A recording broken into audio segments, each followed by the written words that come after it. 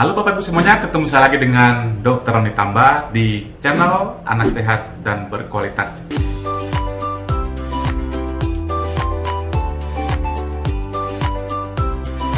Kali ini saya akan membawakan materi, yaitu bagaimana cara untuk meningkatkan tidur yang berkualitas pada anak. Jadi tidur itu bukan hanya sekedar recovery, khususnya bagi anak-anak yang namanya tidur itu banyak manfaatnya. Di antara yang paling kita harus dapatkan adalah terkait perkembangan otaknya dan juga tinggi atau panjang badannya. Sebab terkait dengan panjang badan atau tinggi badan, ternyata tidur yang berkualitas, khususnya di malam hari, itu berkaitan dengan yang namanya peningkatan hormon pertumbuhan.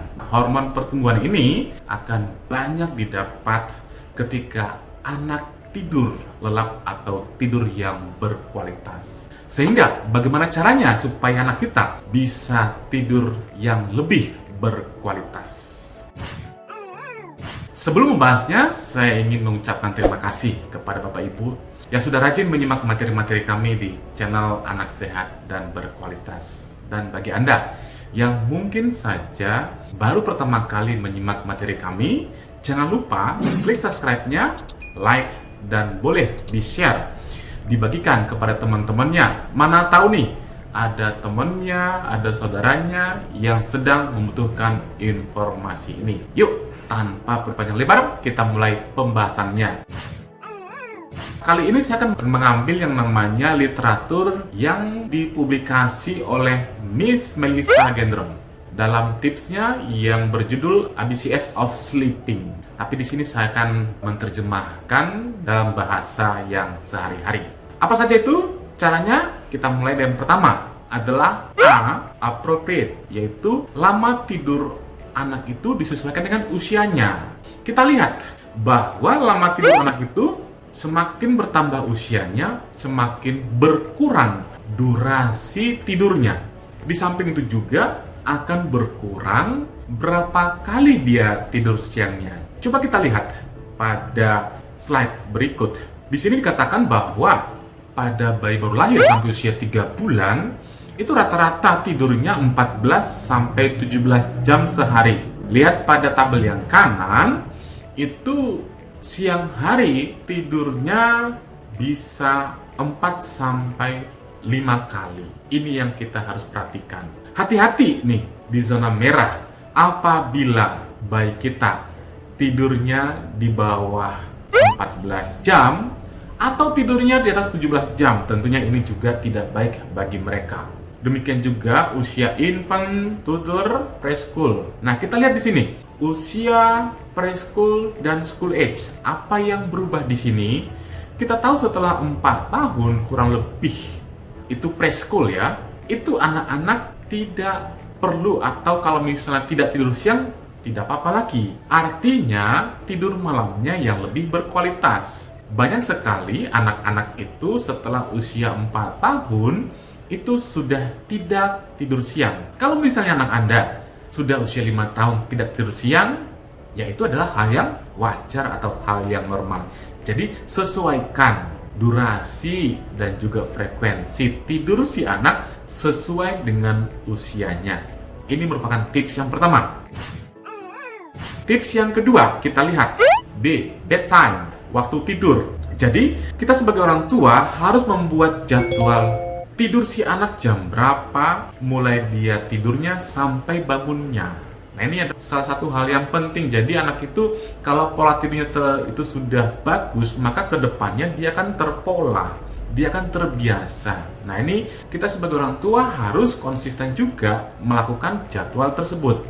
Usahakan tidur malam si anak itu harus sebelum jam 9 malam. Ini terkait dari hormon pertumbuhannya dan juga manfaat daripada panjang badan yang kita dapatkan dan juga perkembangan otaknya. Karena banyak sekali penelitian atau literatur yang mengatakan gangguan tidur malam itu akan mengakibatkan gangguan dari perkembangan otak, kecerdasannya, kemampuan matematiknya dan lain sebagainya katanya terganggu dibandingkan anak yang tidur malamnya bagus atau berkualitas. Demikian juga dengan Gangguan tidur pada malam hari terkait juga dengan stunting. Nah, pendek. Nah, jadi hal ini mungkin yang mendasari kenapa tidur anak itu maksimal jam 9. Kita masuk pada tips yang ketiga. C. Konsisten. Konsisten ini artinya setiap hari si anak itu harus sesuai dengan jadwal tidurnya. Jangan mentang-mentang misalnya weekend, malam hari tidurnya sangat larut, paginya besoknya tidurnya sangat siang. Tidak boleh demikian. Tetap hampir sama jadwal tidurnya weekdays maupun weekend. Jangan ada yang berubah walaupun anak sedang libur. Kalaupun misalnya berubah, maksimal dikatakan itu penundaannya hanya maksimal 30 hingga 60 menit. Sehingga keteraturan si anak itu sangat penting sekali kita jaga agar fisiologi tubuhnya ngerti nih kalau jam segini dia akan ngantuk dan akan tidur. Yang berikutnya adalah schedule, jadwal ya. Jadwal di sini adalah selain dari jadwal, bukan hanya jadwal tidurnya saja, tapi jadwal rutinitas atau aktivitas anak sehari-hari. Apa saja sih? Misalnya contohnya bermainnya jam berapa, itu penting kita atur. Mengerjakan PR-nya bagi anak yang sudah sekolah, atau aktivitas lain, misalnya olahraga dan sebagainya. Ini perlu kita atur.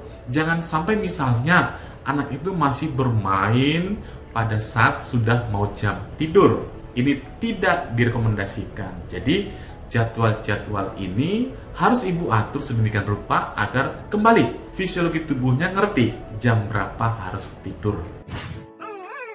Yang berikutnya lokasi. Lokasi ini tentunya berkaitan dengan tempat atau kamar tidurnya. Usahakan kita bedakan nih kamar atau tempat tidurnya, tempat dia bermain atau melakukan aktivitas lain termasuk makan. Jangan sampai anak makan di tempat tidur, itu nggak baik ya. Atau anak itu bermain aktivitas fisik itu di tempat tidur. Nanti si anak tidak bisa membedakan mana atau kapan dia tidur dan bagaimana memulainya. Karena dia merasa tempat tersebut tidak lagi identik dengan tempat atau kamar tidur. Nanti bisa diterganggu, sehingga mengganggu yang namanya kualitas tidurnya.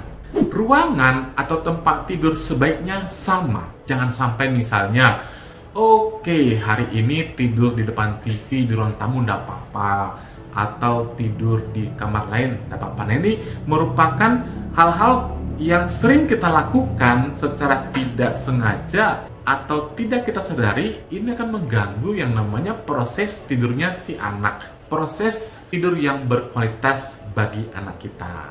Usahakan ciptakan kamar tidur anak yang nyaman. Nyaman, tidak ada keributan, temaram, atau usahakan jangan ada cahaya yang sangat cerah dan suhunya juga tepat. Tidak terlalu panas dan juga tidak terlalu dingin. Ruangan tidur atau kamar tidur si anak jangan terlalu atraktif atau penuh dengan distraksi. Terlalu atraktif ini maksudnya ada banyak mainan di dalamnya, ada banyak alat-alat elektronik di dalamnya, termasuk misalnya televisi dan lain sebagainya. Ini perlu dihindari agar menciptakan kesadaran bagi si anak itu bahwa kalau dia masuk kamar itu merupakan tempat dia untuk tidur, tidak tergoda untuk melakukan aktivitas yang lain. Berikutnya, tidak ada alat elektronik dalam kamar tidur. Hal yang perlu di sini adalah di dalam kamar tidur si anak usahakan tidak ada televisi, tidak ada komputer, dan minimalkan kalau boleh tidak ada HP juga, karena ini akan menggoda mereka untuk menonton televisi, menonton YouTube, dan lain sebagainya. Ini juga akan mengganggu yang namanya kualitas tidur si anak. Jadi 1 jam sebelum anak tidur hindari deh screen time, hindari anak menonton. Ini akan membantu anak mencapai tidur yang berkualitas. Yang berikutnya adalah pengaturan aktivitas dan makan. Aktivitas di sini bermaksudnya adalah aktivitas fisik. Usahakan aktivitas fisik itu dilakukan anak di siang hari, yang misalnya olahraga atau bermain yang menggunakan tenaga yang banyak, misalnya bermain bola, bermain misalnya basket atau petak umpet dan lain sebagainya. Usahakan di siang hari. Hal ini sangat penting, tapi hindari melakukan aktivitas fisik ini, terutama fisik yang berlebihan, mendekati jam tidur si anak.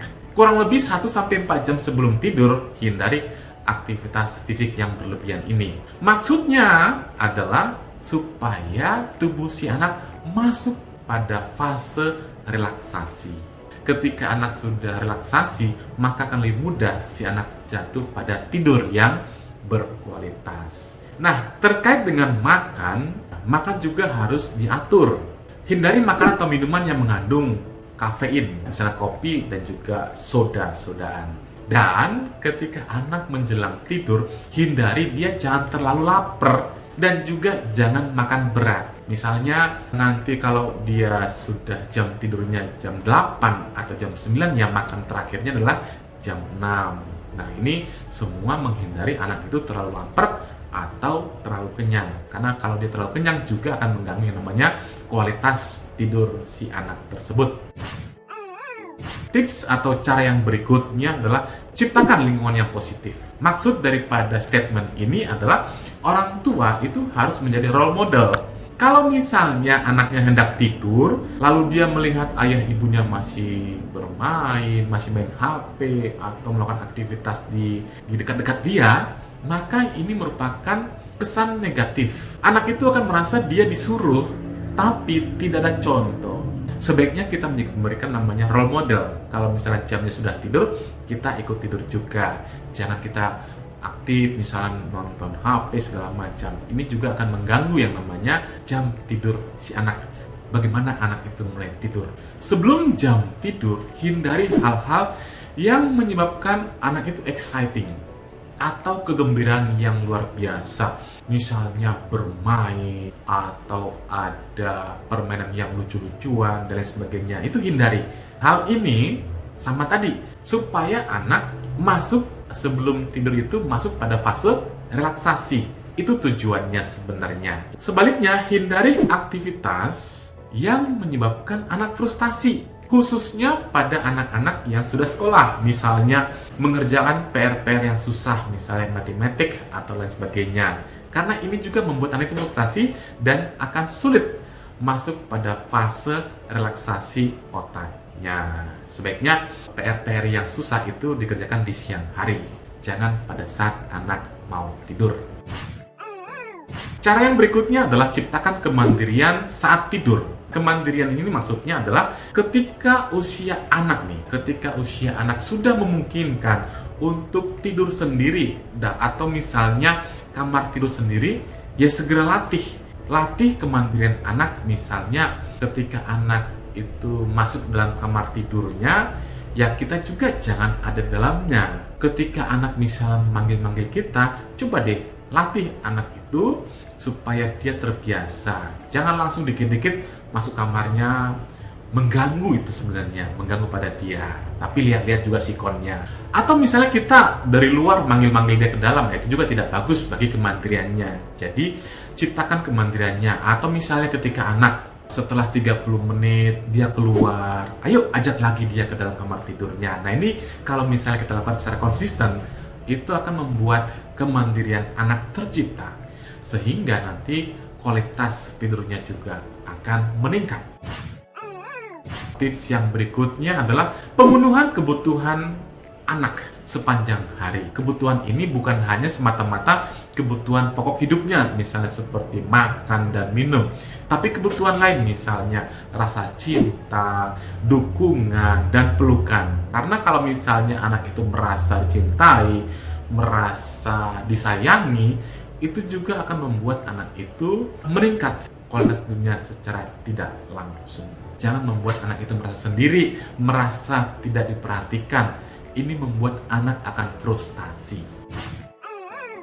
Tips yang terakhir adalah kebiasaan yang bagus. Ciptakan kebiasaan yang bagus. Contoh-contoh kebiasaan yang bagus ini adalah Mungkin sebelum anak tidur kita ceritakan sesuatu atau istilah zaman dulu mendongeng. Nah, ternyata ini merupakan cara yang simple, tidak perlu cost atau biaya mahal, tapi ini ternyata bisa menciptakan kualitas anak tidur yang bagus. Atau misalnya menyeliputi anak, atau mungkin aja anak itu punya boneka kesukaannya, kita letakkan di sebelahnya atau di sampingnya. Ini merupakan kebiasaan-kebiasaan anak yang bisa kita mulai sejak dini, kebiasaan yang positif tentunya.